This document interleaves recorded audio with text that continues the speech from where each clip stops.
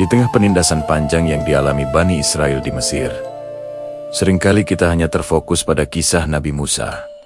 Padahal Allah tidak hanya mengutus satu nabi, tapi dua bersaudara dari satu keluarga dengan satu misi besar, membebaskan manusia dari perbudakan sesama makhluk menuju penghambaan kepada Allah semata. Salah satunya adalah Nabi Harun alaihissalam. Siapakah sosok Nabi Harun dan peran apa yang ia mainkan di balik perjuangan besar Nabi Musa? Nabi Harun adalah kakak kandung Nabi Musa.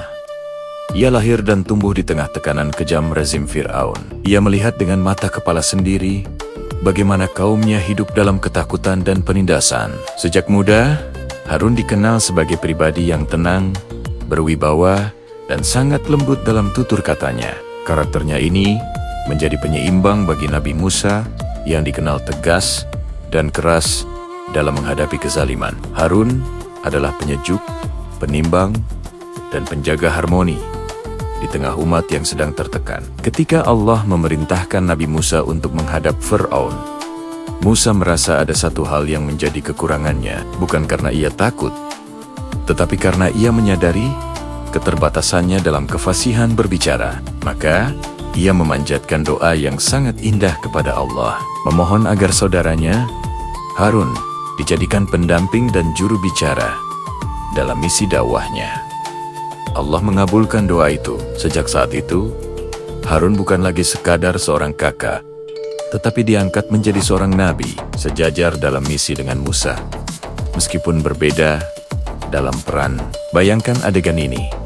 Dua bersaudara, Musa dan Harun, berjalan bersama memasuki istana Firaun, penguasa yang dengan sombongnya mengaku sebagai Tuhan. Musa datang dengan mukjizat-mukjizat yang mengguncang, seperti tongkat yang menjadi ular. Sementara itu, Harun berdiri di sisinya, menguatkan dakwah dengan kata-kata yang jelas, logis, dan menyentuh hati. Dua pendekatan ini berpadu sempurna. Ketegasan Musa dan kelembutan Harun. Namun, kesombongan Fir'aun telah membutakan hatinya. Ia menolak kebenaran, bahkan menindas Bani Israel dengan lebih kejam lagi. Setelah perjuangan panjang, Allah akhirnya menyelamatkan Bani Israel. Mereka menyaksikan sendiri bagaimana Fir'aun dan bala tentaranya ditenggelamkan di Laut Merah. Ini adalah momen kebebasan yang telah mereka nantikan selama ratusan tahun. Namun, ujian ternyata belum berakhir. Ternyata, membebaskan fisik dari perbudakan lebih mudah daripada membebaskan jiwa dari penyakit lama.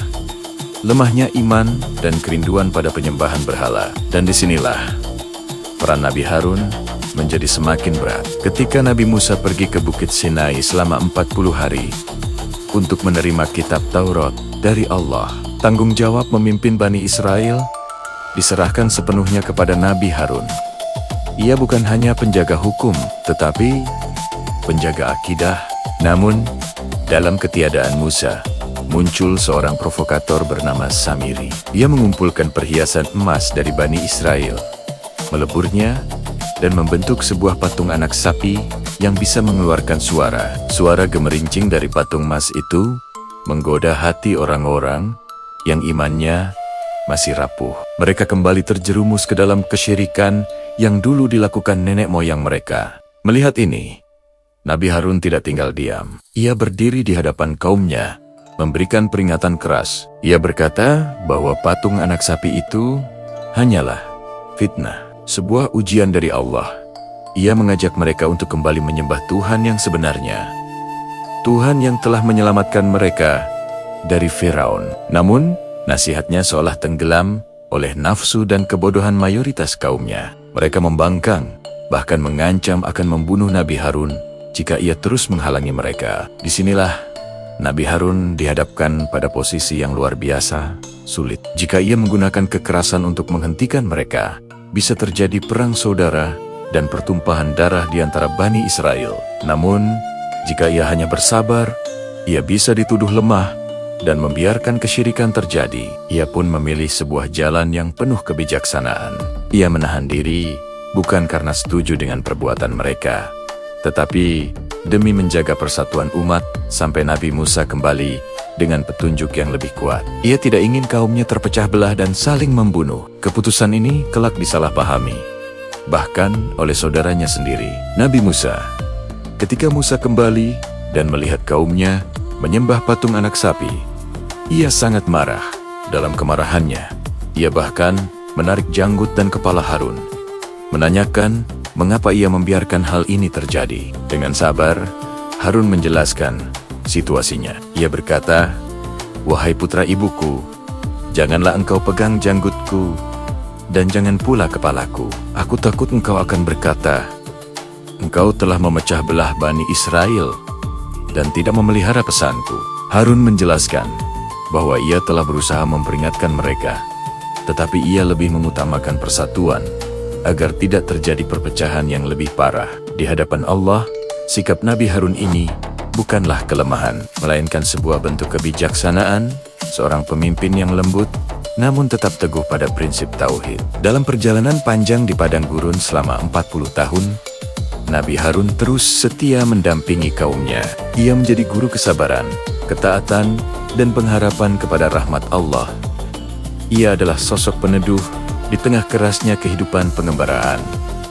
Hingga akhirnya, takdir Allah tiba. Allah memanggil Nabi Harun untuk kembali ke dunia lebih dahulu. Sebelum Nabi Musa, kepergiannya menjadi duka yang mendalam bagi Bani Israel.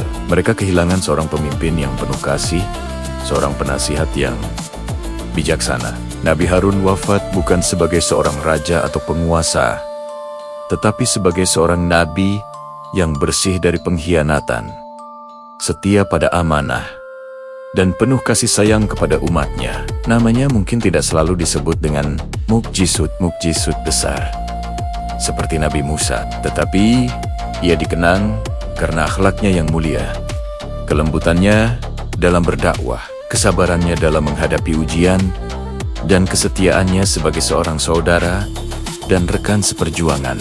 Kisah Nabi Harun mengajarkan kita sebuah pelajaran yang sangat penting. Perjuangan menegakkan kebenaran tidak selalu harus dengan suara yang keras atau tindakan yang frontal. Terkadang, kelembutan, kesabaran, dan menjaga persatuan adalah bentuk keberanian yang tertinggi. Kisahnya juga mengingatkan kita bahwa di balik setiap pemimpin besar, seringkali ada sosok pendukung yang perannya mungkin lebih senyap, tetapi sama pentingnya, dan jejaknya abadi dalam sejarah. Itulah Nabi Harun alaihissalam, sang nabi yang lembut hatinya.